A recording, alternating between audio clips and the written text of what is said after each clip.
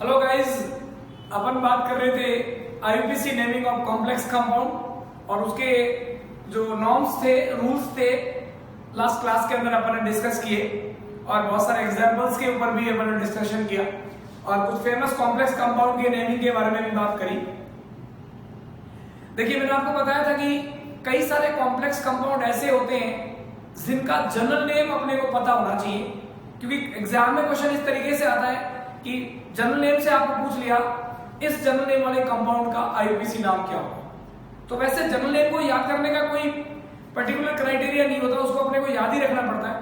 But फिर भी मैं कुछ फंडे आपको बता रहा हूं जिससे आप बहुत सारे जनरल नेम्स को पहचान पाए और आई होप कि अगर आप जनरल कंपाउंड्स के नाम से फॉर्मूला अगर आपने ड्रॉ कर लिया तो आप बहुत इजीली उसको आईयूपीएसी नाम दे पाएंगे। क्लियर? देखिएगा, अपन Fe+2 और Fe+3 किसी भी एक मेटल के जो दो आयंस होते हैं उसको अपन नाम देते हैं। कम वाले को अपन अस बोलते हैं और ज्यादा वाले को इक बोलते हैं। यहां से जनरल नेम कॉम्प्लेक्स कंपाउंड्स का बनता है। देखिए, ये जो फेरस है इसका आप इनिशियल फेरो ले लीजिए और फेरिक है उसका फेरी ले लीजिए। क्लियर? और इसको यूज करके बहुत सारे कॉम्प्लेक्स कंपाउंड का जनरल नेम दिया जाता है। जैसे एक कंपाउंड है पोटेशियम फेरोसाइनाइड, ये एक सिंपल नेम है। या तीन बातें हैं, इसको बैलेंस करने के लिए जो आयन काम आएगा वो पोटेशियम है। और यहां पर आप देख पा रहे हैं फेरो का मतलब यह हुआ कि इसके अंदर जो सेंट्रल मेटल है वो Fe है और वो +2 ऑक्सीडेशन स्टेट के अंदर है और लिगेंड जो है वो आपका साइनाइड है। और हम ये जानते हैं कि चाहे Fe+2 हो और Fe+3 हो, दोनों का ही कोऑर्डिनेशन नंबर 6 होता है। क्लियर? तो देखिएगा, अब अपन फॉर्मूला कैसे बना पाएंगे। Fe+2 ऑक्सीडेशन स्टेट के अंदर है और अपने पास लिगेंड है साइनाइड और इसका कोऑर्डिनेशन नंबर 6 है, तो अपन साइनाइड लेंगे 6। ये अपना कॉम्प्लेक्स आयन बन गया। और अपन जानते हैं कॉम्प्लेक्स कंपाउंड में लिगेंड साइनाइड के ऊपर चार्ज -1 होता है, तो माइनस का 6 प्लस का 2 कॉम्प्लेक्स कंपाउंड पे चार्ज आ गया -4 और -4 को बैलेंस करने के लिए पोटेशियम में +1 हो गया, 4 पोटेशियम आ गई। तो ये जो कंपाउंड बना K4FeCN6, इसको अपन बोलेंगे पोटेशियम फेरी। अगर Fe+3 होता तो बोलते फेरी, +2 है तो बोला फेरोसाइनाइड। अब आपको क्वेश्चन ही बोलेगा पोटेशियम फेरोसाइनाइड का आईयूपीएसी नाम निम्न में से कौन सा है? Which of the following is the current IUPAC name of the potassium ferrocyanide? तो हमें क्या करना है, पोटेशियम फेरोसाइनाइड से पहले इसका फॉर्मूला ड्रॉ करना है। ठीक है? और फिर अगर इतना आपने कर दिया तो आईयूपीएसी नाम आप बहुत इजीली दे पाएंगे। जैसा कि अपन ने बात किया था नॉर्म्स के अकॉर्डिंग, पहले अपने को केटाइन का नाम देना है और बाद में एनायन का नाम देना है। तो ये पोटेशियम था, यहाँ -4 है। क्लियर? इसके अंदर जो कॉम्प्लेक्स आयन का नाम देने का जो सीक्वेंस था अपन ने लास्ट क्लास में डिस्कस किया। सबसे पहले मल्टीप्लिकेशन प्रीफिक्स साइनाइड 6 बार आ रहा है, तो इसका जो पुनरावर्ती पूर्व लग्न है वो लगेगा हेक्सा। इसका नाम लिगेंड का अपन बहुत स्टार्टिंग में सीख लिए थे, हेक्सा साइनाइड। उसके बाद में बात आती मेटल की, तो मैंने आपको बोला कि मेटल का नाम सिंपल नाम होगा या लैटिन लैंग्वेज का नाम होगा। ये डिपेंड मेटल पर बेस्ड चार्ज पर नहीं होता, कॉम्प्लेक्स का जो चार्ज है उस पर डिपेंड करता है। मैंने आपको बोला अगर कॉम्प्लेक्स के ऊपर 0 चार्ज हो यानी न्यूट्रल हो या पॉजिटिव चार्ज हो तो इसके अंदर जो सेंट्रल मेटल है उसका नाम अपन सिंपल नाम लेंगे। जैसे कि अगर यहाँ Fe होता तो इसको अपन आयरन बोलेंगे। लेकिन अगर कॉम्प्लेक्स कंपाउंड के ऊपर नेगेटिव चार्ज है तो अपन ने बात करी थी इस कंडीशन में मेटल का नाम लैटिन नाम फेरम लेंगे और इसके साथ सफिक्स लगाएंगे 8, तो ये बन जाएगा फेरेट। तो नाम क्या हो जाएगा? देखिएगा, पोटेशियम हेक्सा साइनाइडो फेरेट और ब्रैकेट में इसका ऑक्सीडेशन नंबर इन रोमन। तो इसका आईयूपीएसी नाम हो गया, देखिए अपन यहां लिखते हैं पोटेशियम हेक्सा साइनाइडो फेरेट और ब्रैकेट में आप लिखेंगे 7। क्लियर? तो ये जनरल नेम था और जनरल नेम से अपन ने फॉर्मूला ड्रॉ किया और फॉर्मूले से अपन ने आईयूपीएसी नाम ड्रॉ किया। मैंने आपको बोला कि एक बेसिक आइडिया आपको मिल जाएगा, जब भी फेरो लिखा हुआ है, जब भी आपको फेरो लिखा हुआ हो तो इसका मतलब Fe+2 है और जब भी फेरी लिखा है मतलब यहाँ पे सेंट्रल मेटल जो है Fe+3 काम कर रहा है। एक बहुत फेमस, एक नहीं एक्चुअली दो बहुत फेमस कॉम्प्लेक्स कंपाउंड अपन जनरल नेम से फॉर्मूला बनाएंगे और आईपीसी नाम देंगे, ध्यान से देखिएगा। देखिए एक मेरे पास है फेरीसाइनाइड और एक मेरे पास है फेरोसाइनाइड। क्लियर? एक में पहले फेरो बाद में फेरी, फेरी और एक में पहले फेरी और बाद में फेरोसाइनाइड। अब मजे की बात क्या है कि ये दोनों ही कॉम्प्लेक्स कंपाउंड ब्लू कलर के होते हैं, इनका एक्वस सॉल्यूशन ब्लू कलर का होता है और दोनों का नाम साइंटिस्ट के नाम से। क्लियर? तो एक का नाम है टर्न्स ब्लू और दूसरे का नाम है प्रुशियन ब्लू। दोनों ब्लू कलर के कंपाउंड है, एक का नाम है टर्न्स ब्लू और एक का नाम है प्रुशियन ब्लू। तो नेचुरल बात है, थोड़े दिनों बाद में आप ये भूल जाओगे कि एक फेरी था, एक फेरी था, तो कंफ्यूजन होना स्वाभाविक है कि पहले किसी एक में पहले फेरी था, एक में बाद में फेरी था। ठीक है, तो एक प्रुशियन ब्लू था और एक टर्न्स ब्लू था, इनमें कंफ्यूजन होना नेचुरल है। तो इसके लिए देखिए फंडा याद रखिएगा, एक है फेरी, एक है फेरो। क्लियर? तो जिसमें पहले फेरी आ रहा है, पहले फेरी के अंदर आता आई और प्रुशियन में भी आता आई। Confusion over. एक फेरी है और एक फेरो। क्लियर? तो जिसमें पहले फेरी आ रहा है वो प्रुशियन ब्लू है, तो नो डाउट दूसरा वाला कौन सा हो जाएगा? Turns blue. क्लियर? दोनों ब्लू कलर के कंपाउंड है और ये दोनों का जनरल नेम है। अपन क्या करेंगे, जनरल नेम से पहले फॉर्मूला डेवलप करेंगे और फॉर्मूला डेवलप करने के बाद उसका आईपीसी नाम प्रोड्यूस करेंगे। क्लियर? मैंने आपको बोला एक में फेरी बाद में फेरी आया, एक में फेरो पहले फेरी आया, तो पहले फेरी में होता आई, यानी प्रुशियन का आप नाम लेकर इसमें आई आता है, यानी जो आई नाम वाला है उसमें पहले फेरी आएगा, तो ये क्या हो गया? फेरोसाइनाइड। और वो क्या है? फेरोसाइनाइड। रही बात फॉर्मूला बनाने की, तो आइए बात करते हैं। देखिए ये फेरो जो बैलेंस करने के लिए आए हैं वो +2 है, कॉम्प्लेक्स आयन से बाहर Fe+2 है, अंदर Fe+3 है। चलिए बना लेते हैं Fe+3। मैंने बोला Fe+2 हो चाहे +3 हो, दोनों का कोऑर्डिनेशन नंबर 6, साइनाइड लिगेंड है 6। क्लियर? तो देखिए कॉम्प्लेक्स के ऊपर चार्ज क्या आया? साइनाइड पे -1, माइनस का 6 प्लस का 3, यहां आया -3 और -3 और इस पर है +2। तो आपको पता है जब कॉम्प्लेक्स आयनिक कंपाउंड का अपन फॉर्मूला बनाते हैं तो क्रॉस मल्टीप्लाई करते हैं, इसका चार्ज यहां और इसका चार्ज यहां आ जाएगा, तो आपके पास फॉर्मूला हो जाएगा FeCN6। ये आपका हो गया फेरोसाइनाइड या इसका नाम हो गया टर्न्स ब्लू। यहां बात करते हैं, देखिए बाहर Fe+3 है, ओके, अंदर Fe+2 है, okay, Fe+2, coordination number 6, ligand है साइनाइड। तो देखिएगा कॉम्प्लेक्स के ऊपर चार्ज क्या आया? प्लस का 2 माइनस का 6, तो ये आ गया -4, क्रॉस मल्टीप्लाई कर दीजिए, ये 3 आ जाएगा यहां, 4 आ जाएगा यहां, तो आपके पास नाम हो जाएगा, फॉर्मूला हो जाएगा FeCN6 होल थ्राइस। ये हो गया आपका प्रुशियन ब्लू यानी फेरोसाइनाइड। क्लियर?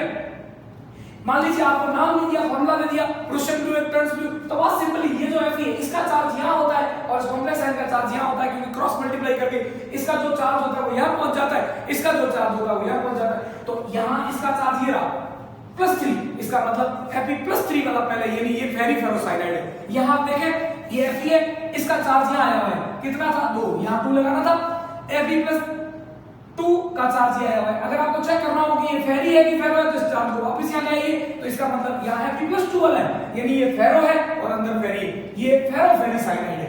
ये तो हुआ इसका जनरल नेम से साइंटिस्ट का नाम, और साइंटिस्ट के बेस नाम से दोनों ब्लू कलर के कंपाउंड है।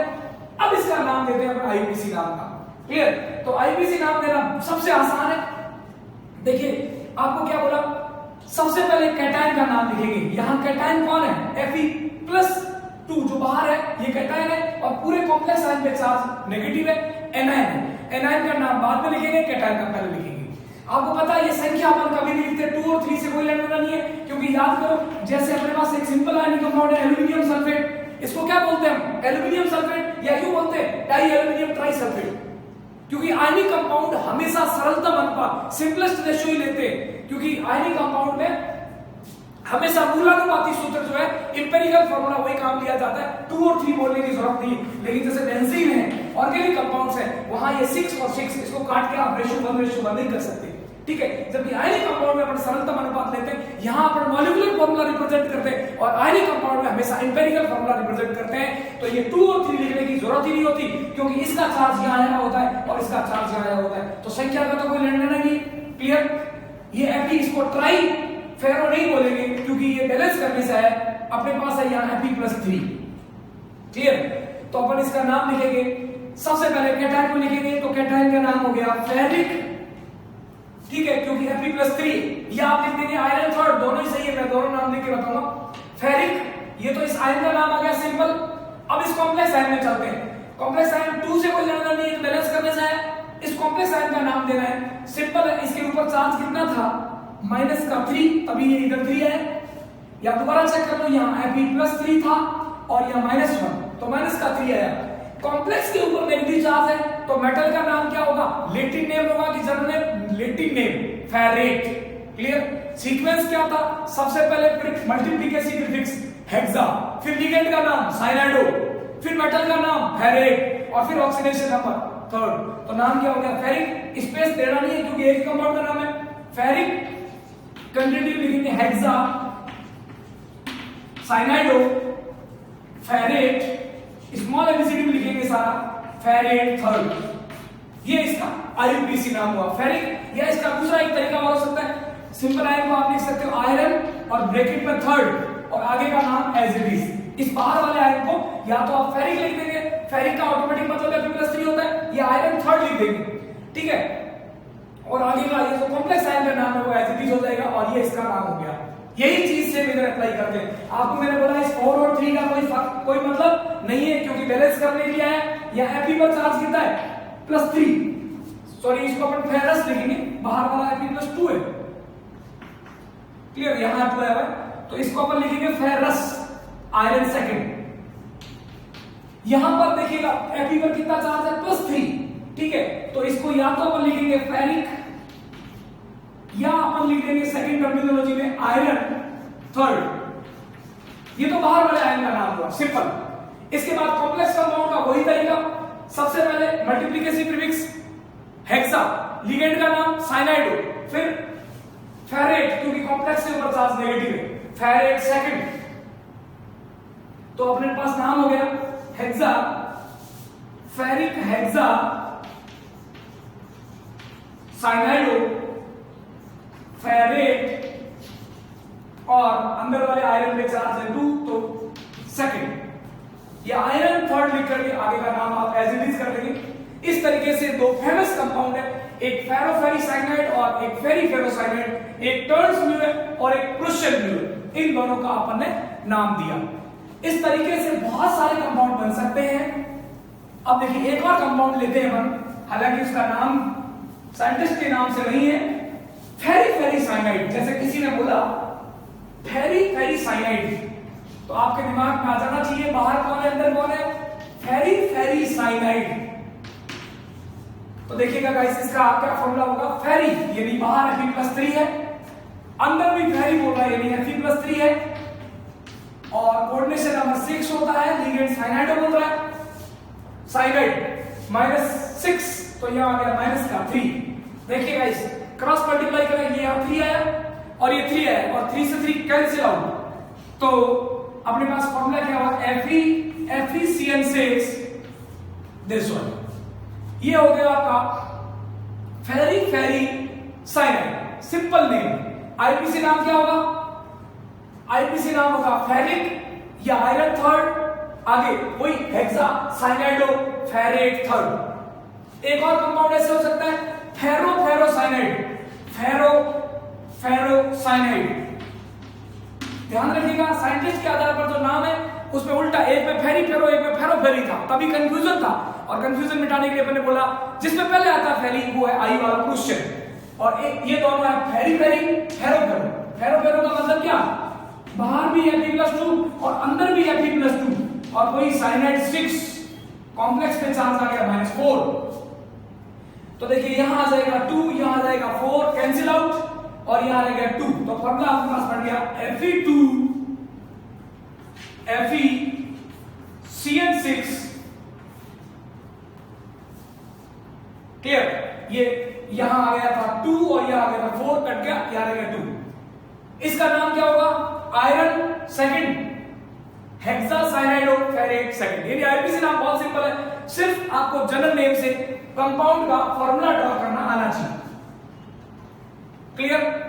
इसी सिलसिले में एक और स्पेशल टाइप की कॉम्प्लेक्स कंपाउंड अपन लेते हैं।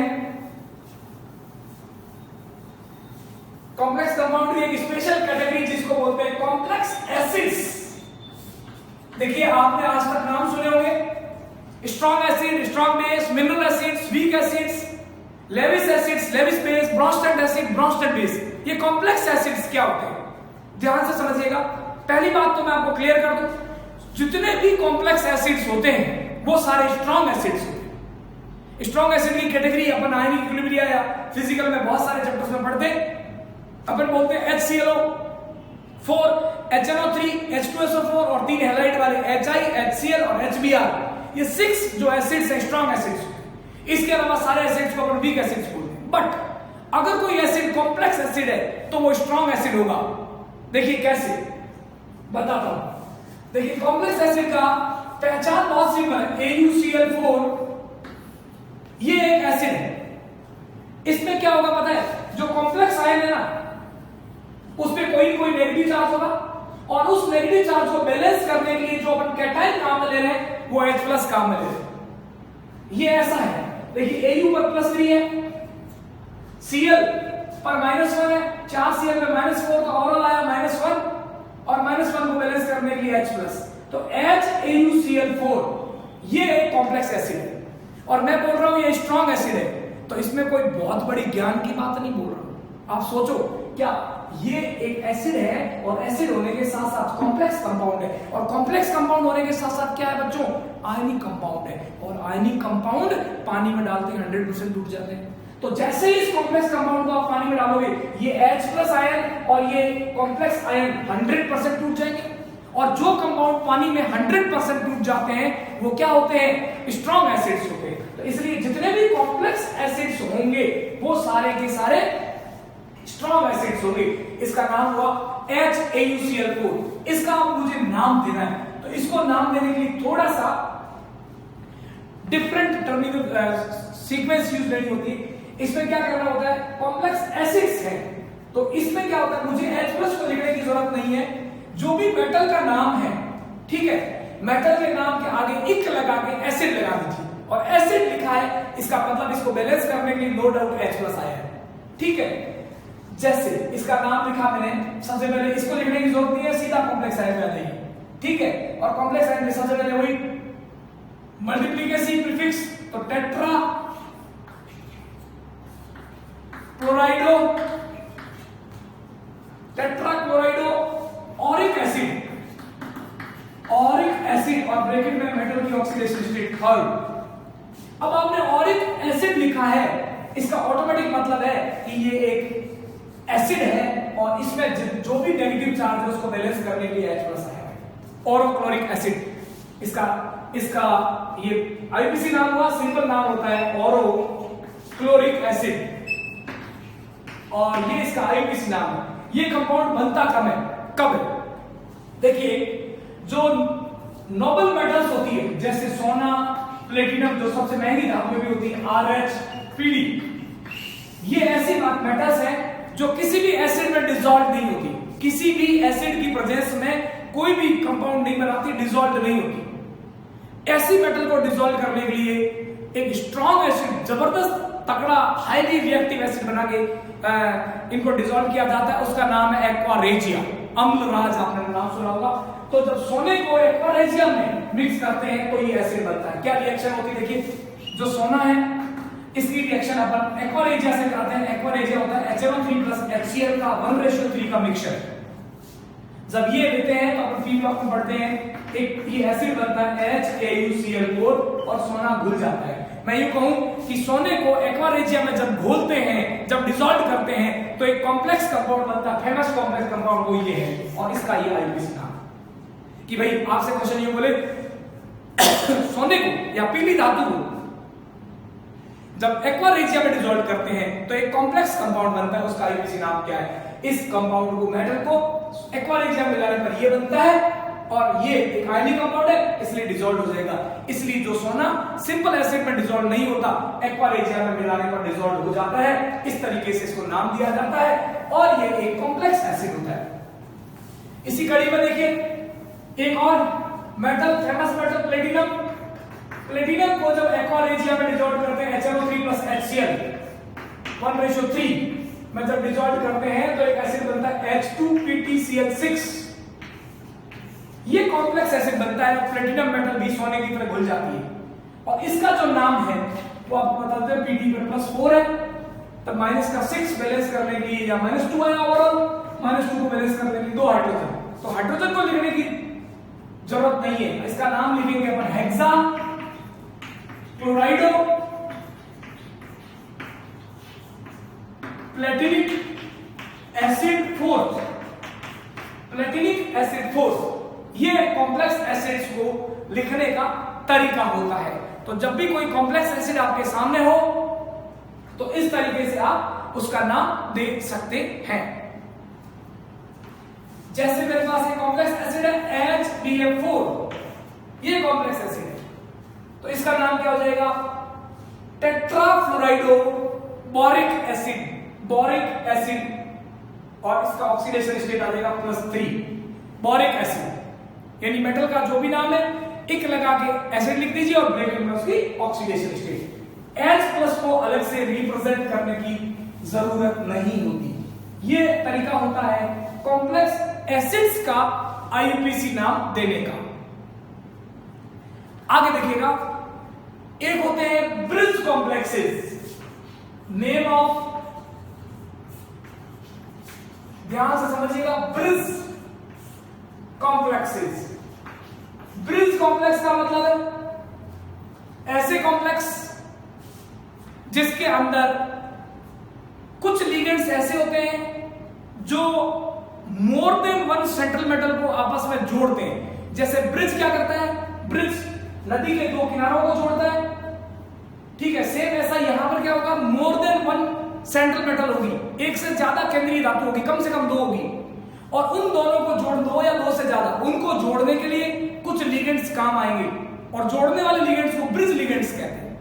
अभी स्ट्रक्चर बताऊंगा, सीन क्लियर हो जाएगा। और ब्रिज लिगेंड्स को अलग, बाकी से अलग दिखाने के लिए एक सिंबल काम किया जाता है, प्रीफिक्स म्यू। ब्रिज लिगेंड के नाम से आगे पहले म्यू लगाया जाता है, ठीक है। बात करते हैं, देखिए एक कॉम्प्लेक्स कंपाउंड लेता हूं मैं, CO, जिसमें 2 सेंट्रल मेटल है, CO, NH3 4, NH3 कोबाल्ट का कोऑर्डिनेशन नंबर 6, और यहां पर मैंने ले लिया NH2 और यहां ले लिया O। ये कोई कॉम्प्लेक्स कंपाउंड है, ध्यान समझना।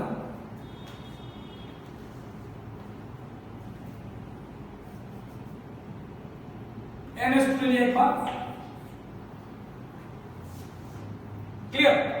ये कोई कॉम्प्लेक्स कंपाउंड है, इसमें 2 सेंट्रल मेटल है, एक ही है दूसरा ही, ठीक है। इसका आप देख लेते हैं चार्ज, कोबाल्ट पे +3 +3 -1 -1 -2 माइनस प्लस का 6 माइनस का 2, तो अपने पास आ गया प्लस का 4 Cl4। ये कंपाउंड है। देखिए किस तरीके से समझिएगा, NH3 पे चार्ज 0 होता है, यहां में +3 एमाइड NH2 NH2 पे -1 चार्ज होता है एमाइडो, और अमोनिया न्यूट्रल है, तो प्लस का हुआ 6 माइनस का हुआ 2 और हुआ प्लस का 4 बैलेंस करने के लिए Cl। ये ब्रिज वाला कॉम्प्लेक्स कंपाउंड है।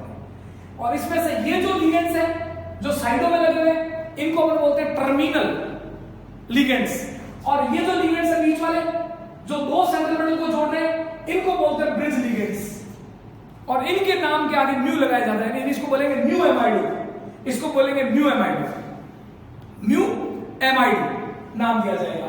अगर कोई लिगेंड यहां तो 2 को जोड़ रहा है, अगर कोई लिगेंड है ब्रिज लिगेंड, वो 1 से ज्यादा 2 से ज्यादा सेंट्रल मेटलों को जोड़ रहा है, तो कितनियों को जोड़ रहा है उसको लिखने के लिए म्यू के यहां पर म्यू एन लिख देते हैं।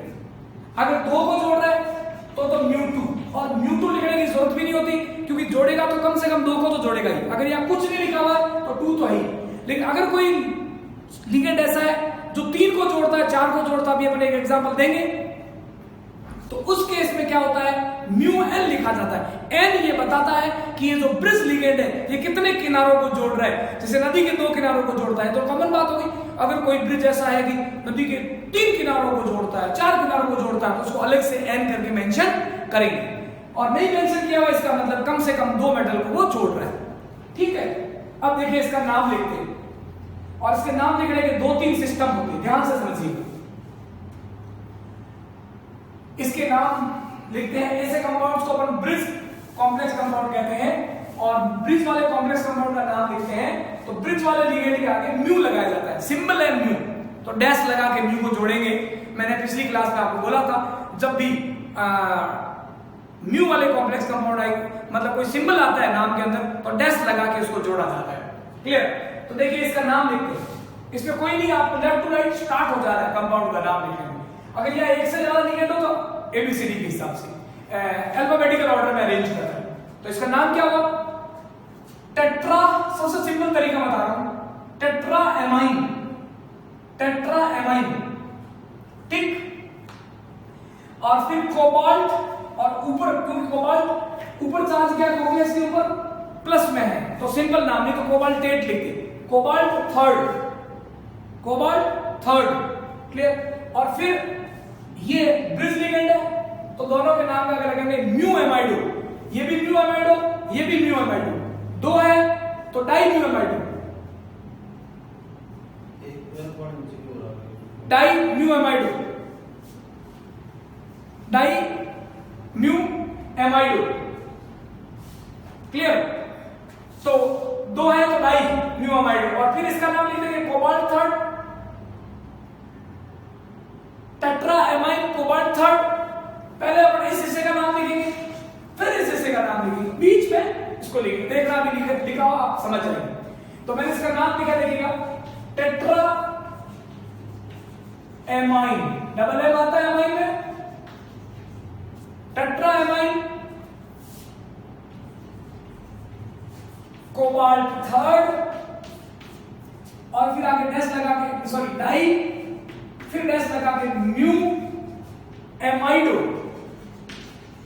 म्यू एमाइडो इसका नाम हो गया। और ऐसे 2 है इसलिए डाई म्यू एमाइडो, एमाइडो, फिर दोबारा टेट्रा, टेट्राएमाइन कोबाल्ट, और ब्रैकेट में थर्ड, और इसको बैलेंस करने की लास्ट एनाइन का नाम क्लोराइड, कोबाल्ट थर्ड क्लोराइड, ये इसका पूरे का नाम है। पहले इस हिस्से का नाम दे दिया, फिर ब्रिज वाले लिगेंड्स को नाम दे दिया, बहुत सिंपल है, और फिर इस हिस्से को नाम दे दिया, और लास्ट में आयन का नाम देना ही। दूसरा इसका एक और तरीका जो हमेशा लागू नहीं होता, अभी जो मैंने तरीका बताया ये तो हमेशा हर कंपाउंड में लागू होता है। दूसरा तरीका ये कि पूरे को आप मिला दें, अगर एक जैसे लिगेंड्स है तो इसका भी नाम हो जाएगा 4 एमाइडो ये, 4 एमाइडो ये, क्या हो गया, ऑक्टाएमाइन। दूसरा इसका नाम हो गया ऑक्टा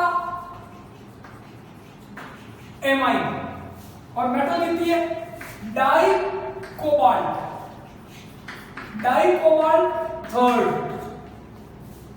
और फिर di mu amido, di mu amido, और आगे आ जाएगा क्लोराइड।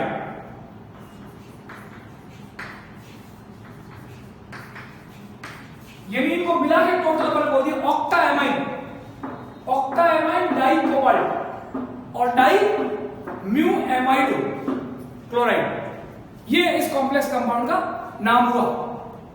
क्लियर? एक तरीका और है लेकिन वो भी हमेशा लागू नहीं होता, वो भी कॉम्प्लेक्स कंपाउंड पर डिपेंड करेगा। मान लीजिए ये वाला हाफ, इसके 2 बराबर टुकड़े अगर हम कर पाते हैं सिमेट्रिकली, यहां से इसके मैं 2 बराबर भाग कर पाऊं, आप देखें एज इट इज है, ये वाला हिस्सा और ये एक और ऐसा आइडेंटिकल है, हमेशा ऐसा हो जरूरी नहीं है। मान लीजिए आइडेंटिकल है तो आप क्या करोगे, आधे हिस्से का नाम लोगे और उस आधे हिस्से के आगे बिस लगा दोगे, यानी उसकी डबलिंग है। तो मैं इसका नाम क्या लिख दूंगा, बिस, और फिर ब्रैकेट में टेट्राएमाइन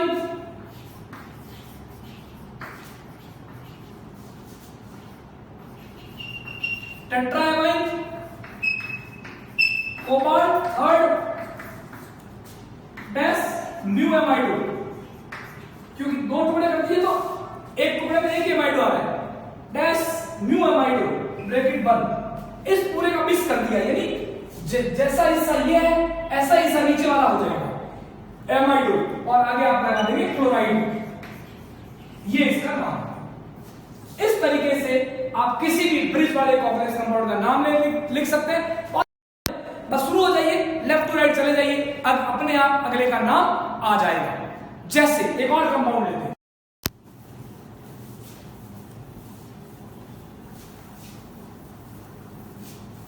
कितना ही बड़ा हो डरने की जरूरत नहीं। देखिए मेरे पास एक कॉम्प्लेक्स कंपाउंड है FeO Fe NH2 NH3 H2O4 Cl3, ये है। तो सबसे पहले समझते हैं H2O neutral, ammonia neutral, oxide पर -2 ऑक्साइडो है, ऑक्सीजन पे -2, एमाइड, देखो एमाइड पर माइनस, ये ब्रिज लिगेंड बन रहा है। किसी को भी ब्रिज लिगेंड बनने के लिए उसके पास कम से कम 2 बॉन्ड पेयर होने चाहिए। चेक कर लो, नाइट्रोजन के पास 2 बॉन्ड पेयर है नहीं, नाइट्रोजन के वैलेंस शेल में 5 और माइनस का मतलब 1 6, आगे एक आ गया तो 6 हो गए, 2 हाइड्रोजन वाले काम आगे बढ़ने वाले 4 बचे, 4 का मतलब 2 बॉन्ड पेयर है, ठीक है। तो ये O -2 -1 माइनस का 3 और ओवरऑल आ रहा है प्लस का 3, तभी तो बैलेंस करने के लिए Cl3 काम आ रहा है। इसका मतलब यहां Fe +3 ताकि सोचो थोड़ा सा, +3 +6 और माइनस का 3, तो प्लस का 6 माइनस का 3 और +3 आ जाएगा। अगर यहां ओनली +1 होता, इसका मतलब +2 4 और माइनस का 3, एक बच जाता, एक Cl आता। इस तरीके से आप इसकी वैलेंसी पता कर लेंगे, पता चल गया। अब देखिए नाम लिखना है तो आप क्या करेंगे, लेफ्ट टू राइट स्टार्ट हो जाएंगे। सुनिएगा नाम क्या, सबसे पहले इस हिस्से का नाम टेट्राएमाइन, ओवरऑल चार्ज क्या है प्लस, तो आयरन लिखेंगे, फेरेट नहीं, टेट्राएमाइन आयरन थर्ड।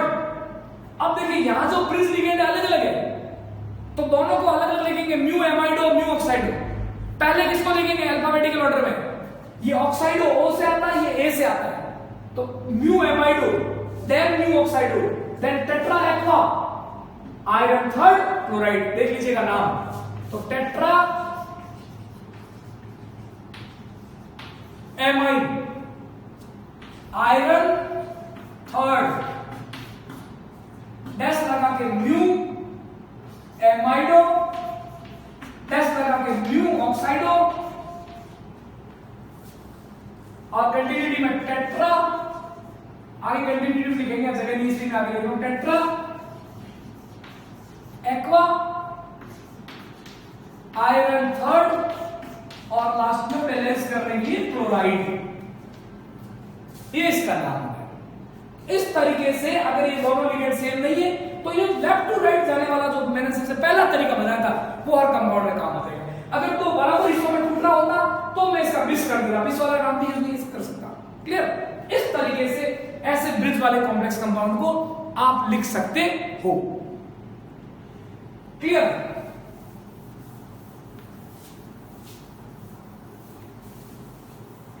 और ऐसा एक फेमस कॉम्प्लेक्स कंपाउंड है, ऐसा एक फेमस कॉम्प्लेक्स कंपाउंड है, उसके बारे में अपन बात करते हैं। देखिए एक फेमस कॉम्प्लेक्स कंपाउंड होता है नेशनल रिएजेंट K2HgI4, इसको अपन बोलते हैं नेशनल रिएजेंट, ये इसका सिंपल नाम है, इसका भी अपन आईपीसी नाम देंगे। इस नेशनल रिएजेंट में जब इसके एक्वस सॉल्यूशन में जब अमोनिया गैस पास करते हैं तो एक कॉम्प्लेक्स कंपाउंड बनता है, उसको बोलते हैं मिलियंस बेस या मिलियंस आयोडाइड, और उसका ब्राउन कलर का पीपीटी होता है जो कि अमोनिया गैस की पहचान होती है। ये जो नेशनल रिएजेंट है, इस नेशनल रिएजेंट का जो एक्वस सॉल्यूशन है वो कलरलेस होता है, यानी इसका कोई कलर नहीं। तो एक फेमस स्टेटमेंट बनता है, पी ब्लॉक में पढ़ते हैं कि नेशनल रिएजेंट के कलरलेस सॉल्यूशन में एक कलरलेस बट स्पेशल गंध वाली गैस पास करते हैं तो एक ब्राउन कलर का पीपीटी बनता है। तो इस कंपाउंड X का नाम और यहां जो कंपाउंड बनेगा Y, उसका IUPAC नाम बताइए। तो यहां जो कंपाउंड बनता है वो ये बनता है HgOHg NH2I, ये बनता है। इसको बोलते हैं मिलियंस बेस या मिलियंस आयोडाइड, और इस कंपाउंड का ब्राउन पीपीटी बनता है। बहुत रेयर कंपाउंड होते हैं जो कॉम्प्लेक्स कंपाउंड होते हुए पानी में डिसॉल्व नहीं होते, वरना कॉम्प्लेक्स कंपाउंड आयनिक कंपाउंड होते हैं और वाटर में डिसॉल्व हो जाते हैं। ये बहुत rarest of the rarest complex compound होते हैं जिसका पीपीटी आता है, उसमें से एक ये है ब्राउन पीपीटी। इसका नाम है बंदे के नाम पर मिलियंस बेस, या इसका नाम वो होता है मिलियंस आयोडाइड, और ये ब्राउन कलर का पीपीटी होता है और ये अमोनिया गैस की पहचान है। नेशनल रिएजेंट के कलरलेस सॉल्यूशन में अमोनिया गैस पास करने पर ये फेमस कॉम्प्लेक्स कंपाउंड बनता है। आपसे पूछा इस कंपाउंड X जिसका नाम है नेशनल रिएजेंट और ये दूसरा कंपाउंड है Y जिसका नाम है मिलियंस बेस, नाम बताइए। तो नाम के लिए अपने को जनरल नेम याद करने की पढ़ सकता है, IUPAC नाम है, कोई पंगा नहीं है। इसका नाम क्या बोलोगे? बोलो पोटेशियम। ठीक है, पोटेशियम आया, इसका मतलब यहां माइनस का 2 है, और आयोडीन में -1 होता है आयोडाइड में, इसका मतलब यहां प्लस का 2 है, प्लस का 2 माइनस का 4, तो ओवरऑल आ गया माइनस का 2। ठीक है, तो नाम क्या बोलेगा? Potassium tetra iodido, tetra iodido मर्क्यूरेट।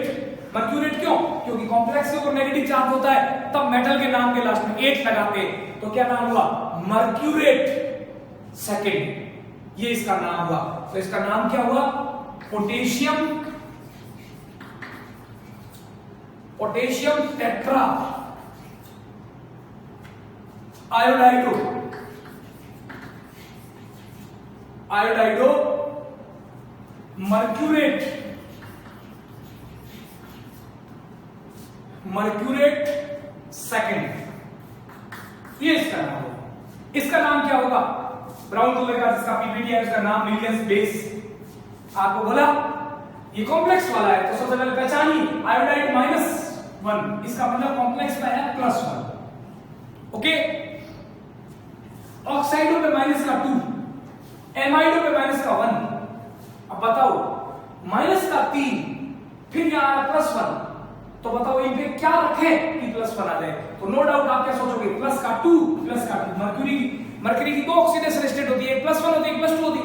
अगर मैं +1 रखूं तो क्या आएगा? प्लस का 2 और माइनस का 3, और माइनस आता, लेकिन ये प्लस का आ रहा है, इसका मतलब प्लस वाला चार्ज ज्यादा होना चाहिए। तो प्लस का 2, प्लस का 2, प्लस का 4, माइनस का 3, बच गया +1। +1 को बैलेंस करने के लिए अपने आप -1 आ गया, iodide minus. Oxidation state clear? अब इसका नाम लिखते हैं। मैंने बोला पहले लेफ्ट हैंड साइड में जो लिगेंड्स हो उनका नाम लिखो, यहाँ है नहीं, फिर इधर जो लिगेंड्स हो उनका नाम लिखो, है नहीं, कोई बात नहीं है, केवल ब्रिज वाले लिगेंड्स है, क्योंकि मरकरी का कोऑर्डिनेशन नंबर 2 होता है, वो इससे सेटिस्फाई हो गया, तो उधर से उनको बढ़ाने और लिगेंड्स की जरूरत नहीं थी। कोई बात नहीं, सीधा इस मेटल का नाम लिख देंगे। तो नाम क्या हो जाएगा? इधर लिगेंड होता है तो पहले उनका नाम लिखते, तो इसका नाम कॉम्प्लेक्स के ऊपर चार्ज क्या है? प्लस। इसका मतलब मर्क्यूरेट की मरकरी, मरकरी। क्यों? क्योंकि सिंपल नाम आएगा, क्योंकि जब कॉम्प्लेक्स पे चार्ज न्यूट्रल या पॉजिटिव होता है तो मेटल का नाम सिंबल आता है, और जब कॉम्प्लेक्स के ऊपर चार्ज नेगेटिव होता है तो मेटल का नाम लैटिन नाम आता है। देखो जैसे यहां हमने लिखा मर्क्यूरेट और यहां हम लिखेंगे मरकरी। क्लियर? तो लिखेंगे मरकरी सेकंड, मरकरी सेकंड। फिर इनकी बारी, और ये ब्रिज वाले लिगेंड है, नदी के 2 किनारों को जोड़ रहे हैं, ब्रिज वालों के लिए सिंबल लगाते हैं म्यू। 2 है तो अल्फाबेटिकल ऑर्डर में ये होता है एमाइडो, ये होता है ऑक्साइडो, एमाइडो पहले आएगा। चलो दोबारा शुरू करते हैं। तो mercury second, clear? Mu amido, mu oxido, mercury second iodide. ये इसका आईपीसी नाम है, बहुत सिंपल। तो आईपीसी नाम हुआ मरकरी, मरकरी सेकंड, डैश लगा के म्यू, जब भी सिंबल आएगा, मैंने कहा था इंग्लिश का रूल होता है डैश लगता है, म्यू एमाइडो, म्यू ऑक्साइडो, आगे कंटिन्यूटी में म्यू ऑक्साइडो मरकरी सेकंड, और बाहर बैलेंस करने के लिए है आयोडाइड। ये इसका नाम हुआ। इस तरीके से किसी भी कॉम्प्लेक्स कंपाउंड का नाम दिया जाता है, और ये फेमस कॉम्प्लेक्स कंपाउंड है, फेमस कॉम्प्लेक्स कंपाउंड है, क्योंकि ये जो नेशनल रिएजेंट है ये भी बहुत फेमस कंपाउंड है। आपको ये बोला जाता है कि एक रंगहीन विलयन में विशेष गंध वाली गैस प्रवाहित करने पर भूरे रंग का अवक्षेप आता है। तो इन दोनों कॉम्प्लेक्स कंपाउंड का नाम क्या है वो याद रखना, नेशनल अभिकर्मक है और ये मिलियर्स बेस है। एक और फेमस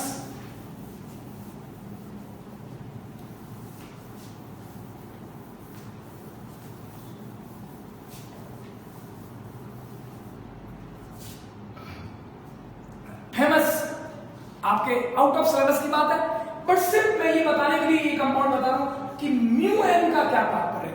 अभी तक मैंने जितने भी कॉम्प्लेक्स कंपाउंड बताए, जो ब्रिज वाले कॉम्प्लेक्स कंपाउंड थे, उन सब ब्रिज वाले कॉम्प्लेक्स कंपाउंड के अंदर आपने देखा जो ब्रिज वाला लिगेंड था वो सिर्फ दो ही मेटल को जोड़ रहा था। अब मैं आपको एक ऐसा लिगेंड बताऊंगा जो दो से ज्यादा सेंट्रल मेटल को जोड़ता है।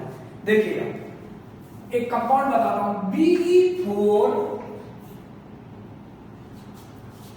एसीटेटो 6O, ये एक कॉम्प्लेक्स कंपाउंड है। क्लियर? इसकी स्ट्रक्चर को देखिएगा, 4 सेंट्रल मेटल बेरिलियम और 6 एसीटेट ग्रुप CH3COO नेगेटिव और एक ऑक्साइडो है। देखिएगा इसकी स्ट्रक्चर बनाता हूं तो Be 4 सेंट्रल मेटल है और एसीटेटो द्वारा आपस में जुड़ी हुई CH3COO नेगेटिव, इससे CH3COO negative acetate, CH2COO negative acetate और एक एसीटेट इंग्लिश में CH2COO negative. 4 acetate group metal के बीच में लगे हुए, 8 की रिंग है। इस तरीके से ये आप 4 बेरिलियम मेटल जुड़े हुए। ये ब्रिज वाले लिगेंड्स, एसीटेट पूरा मान लो CH3COO नेगेटिव। चलिए इसको थोड़ा नहीं तोड़ते, बीच में लिख देते सिंपल CH2COO नेगेटिव। इस तरीके से जुड़ा हुआ ये एक ऐसा लिगेंड है जो दो मेटल्स को जोड़ रहा है। तो ये तो μ2 है, इसको मैं लिखूंगा μ2 एसीटेटो, क्योंकि दो ही मेटल को जोड़ रहा है। बेरिलियम का कोऑर्डिनेशन नंबर होता है 4। कितने एसीटेटो कंज्यूम हो गए? 1 2 3 4, 2 एसीटेटो बचे, वो यहां लगते हैं CH3 या CH2COO नेगेटिव एक और CH2COO नेगेटिव, इन दोनों के बीच में कितने एसीटेट हो गए? 6। और बेरिलियम को कितने लिगेंड्स मिल गए? 1 2 3। हर बेरिलियम को देख लीजिए 1 2 3 1 2 3 1 2 3, जबकि इन सबका कोऑर्डिनेशन नंबर कितना होता है? 4। इसका मतलब सारे बेरिलियम को एक एक कोऑर्डिनेशन नंबर की जरूरत है। और अभी तक जितने भी एसीटेटो हैं वो सब μ2 है। μ2 मतलब दो को जोड़ रहा है। देख लो, ये भी देख लो, इन दोनों को जोड़ रहा है, ये देख लो, इन दोनों को जोड़ रहा है, ये देख लो, इन दोनों को जोड़ रहा है। यहां सारे एसीटेटो ब्रिज लिगेंड है, सेतु लिगेंड है, दो मेटल को जोड़ रहे हैं, और सारे μ2 है। μ2 मतलब दो को जोड़ रहे हैं। लेकिन अब मेरे पास एक लिगेंड बचा है ऑक्साइडो, और उसकी जरूरत चारों को है, तो ये चारों को लोन पेयर देगा। ये μ4 है, μ4 ऑक्साइडो जो है वो μ4 ऑक्साइडो है, चारों को सेटिस्फाई कर रहा है। कैसे करेगा? क्या इसके पास 4 लोन पेयर है? बिल्कुल। ऑक्साइडो क्या होता है? O-2, चेक कर लो। ऑक्सीजन के वैलेंस शेल होते हैं 6 और 2 आगे 8 का मतलब 4 लोन पेयर दे सकता है। तो देखिए यहां होगा ऑक्साइडो अलग लेयर प्लेन पर यूं, ठीक है, 3D समझिए, और चारों को दे रहा है, एक इसको ऐसे समझिएगा, ये ऑक्साइडो इसको इसको इसको इसको चारों को दे रहे हैं, यानी एक लोन पेयर इसको, एक इसको, एक इसको और एक इसको, चारों से जुड़ रहा, अलग प्लेन में रहेगा। एसीटेटोन दे दिया, यहां ऑक्साइडो है, इधर से 2 3 और 4, चारों बेरिलियम मेटल को देगा। इस तरीके से बेरिलियम का कोऑर्डिनेशन नंबर 4 कंप्लीट होगा। देखना कैसे? 1 2 3, 3 तो एसीटेटो जुड़ा हुआ है, एक ऑक्साइडो जुड़ा हुआ है। और ये एक ऑक्साइड में कितनी मेटल जुड़ा हुआ है? 1 2 3 4, इसलिए इसको बोलेंगे μ4। μ4 का मतलब ये जो लिगेंड है वो 4 सेंट्रल मेटल को जोड़ रहे हैं। क्लियर? अब इसका नाम देते हैं। देखिए ये इसकी स्ट्रक्चर थी, नाम देना बहुत सिंपल है अगर आप बेसिक फंडामेंटल समझ रहे हैं। मैंने क्या बोला था, अगर मेटल के पास कोई टर्मिनल लिगेंड्स हों जो ब्रिज लिगेंड नहीं हो, पहले उसको नाम देते हैं, फिर मेटल को नाम देते हैं, और फिर आप ब्रिज वाले लिगेंड्स को नाम देते हैं। अच्छा रही बात चार्ज की, तो ये ओवरऑल न्यूट्रल है। न्यूट्रल कैसे, ये समझो। बेरिलियम में कितना होता है? प्लस का 2, तो 4 दूनी 8, प्लस का कितना हुआ? 8। एसीटेटो होता है CH3COO नेगेटिव, तो माइनस का 6, और ऑक्साइडो में होता है -2, तो 6 और 2 8, प्लस का भी 8 और माइनस का भी 8, तो कुल मिला के क्या हुआ? 8, तो न्यूट्रल हो गया। अब देखिए इसका नाम देते, देखिए तो नाम क्या है? सबसे पहले साइड वाले लिगेंड्स होते हैं उनको नाम देते हैं। साइड वाला है ये सारे के सारे ब्रिज लिगेंड्स हैं, 2 प्रकार के ब्रिज लिगेंड्स हैं, हेक्सा तो एसीटेटो है और एक ऑक्साइडो है। अब पहले किसको लिखेंगे? एसीटेटो को कि ऑक्साइडो को? अल्फाबेटिकल ऑर्डर की बात है, एसीटेटो, ठीक है। तो पहले मेटल को लिखेंगे और फिर ब्रिज लिगेंड्स को लिखेंगे, बाद में कुछ है ही। तो नाम क्या होगा देखना, इसका नाम होगा टेट्रा। अच्छा कॉम्प्लेक्स कंपाउंड में ओवरऑल चार्ज क्या? 0, न्यूट्रल है, तो मेटल का सिंपल नाम लेंगे, क्योंकि जब भी कॉम्प्लेक्स कंपाउंड का चार्ज जो है ना न्यूट्रल होता है, ये थोड़ा फटा सा कॉम्प्लेक्स कंपाउंड बन गया, बट घबराना मत, तो 0 है। इसका मतलब ये मेटल का नाम सिंपल नाम आएगा, जिसका नाम हो गया बेरिलियम। तो देखिए जाते जाते देख लीजिए टेट्रा बेरिलियम, टेट्रा बेरिलियम। जाते जाते इसलिए क्या बेटा अपना कॉम्प्लेक्स कंपाउंड बहुत जो लास्ट एग्जांपल है, नेमिंग कंप्लीट होना चाहिए। तो इसका नाम हुआ टेट्रा बेरिलियम, क्लियर। उसके बाद मैंने बोला, ब्रिज वाले लिगेंड्स को लिखा है, ठीक है। यहां 2 प्रकार के ब्रिज वाले लिगेंड्स है, एसीटेट और ऑक्साइड। अल्फाबेटिकल ऑर्डर में एसीटेटो, कितने एसीटेटो है? हेक्सा एसीटेटो। कैसे है? कितनी बार मुंह मारने वाले? 2 बार कि 2 जगह मुंह मारते हैं कि 4 जगह? 2 जगह, तो म्यूटू एसीटेटो, ठीक है। तो नाम क्या होगा देखना, टेट्रा बेरिलियम ब्रैकेट में सेकंड, टेट्रा बेरिलियम, और सिंबल है तो डैश लगा के लिखेंगे, अंग्रेजी का रूल है, तो लिखेंगे हेक्सा, लेट्स यहां भी लगाएंगे तो सिंबल आएगा हेक्सा म्यूटू मतलब ये सिर्फ 2 ही मेटल को जोड़ रहा है, तो म्यूटू एसीटेटो डैश म्यू4 ऑक्साइडो। ये म्यू4 क्यों? क्योंकि ये ऑक्साइडो ऐसा लिगेंड है जो एक साथ 4 को सेटिस्फाई कर रहा है, 4 जगह मुंह मार रहा है, तो इसका नाम हो जाएगा म्यू4 ऑक्साइडो। तो इसलिए मैंने आपको कहा था कि जो ब्रिज वाले लिगेंड्स है उनके लिए जो प्रीफिक्स यूज होता है वो प्रीफिक्स सिंबॉलिक प्रीफिक्स है म्यू, और म्यू के ब्रैकेट में है एन, और इस एन का जो मतलब था वो था कि भाई ये जो ब्रिज लिगेंड है, तो ब्रिज का मतलब एक से ज्यादा सेंट्रल मेटल को जोड़ेगा।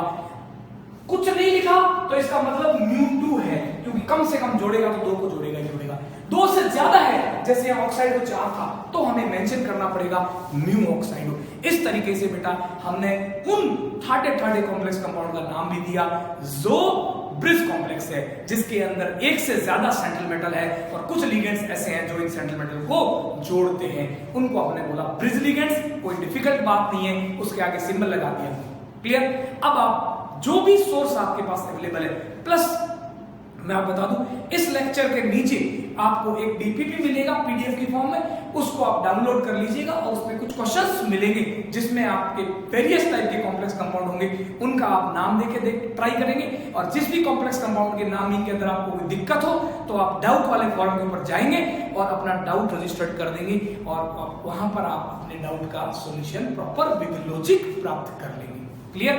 तब तक के लिए जय हिंद, जय भारत, जय स्वामी।